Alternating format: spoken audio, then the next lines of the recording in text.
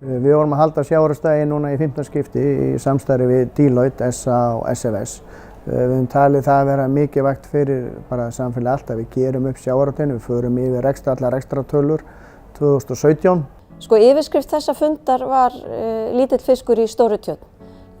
Hugmyndin á bak við það er svo kannski að benda á hvernig ætlum við að tryggja samkeppnishæfni Íslands sjávarútvegs sem er að keppa á alþjóðlegum markaði við þar risastór fyrirtæki og stórþjóðir á sviði sjávarútvegs. Ég held að lykilsvarið hafi kannski komið fram í þessum erindum.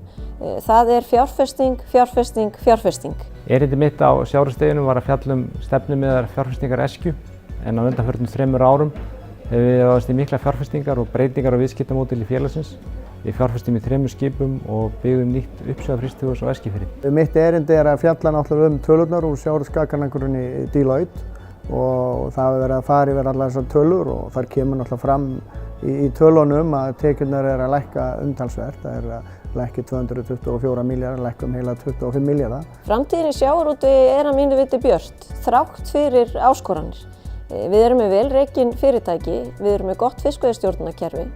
Við erum í fararbroddi að því er tækni og nýsköpun í þessum geira varðar. En við erum með stóra keppinauta og þeir munu ná okkur á einhverjum tímapunkti. Þannig að við þurfum að halda þessari þróun áfram og viðhalda þá svigrúminu til fjárfestinga í greininni. Við erum með öflug og sterk fyrirtæki og erum að starfa í hátækni iðnaði og ég er bara bjartsýnn á framtíðina fyrir íslenska sjávarútveg.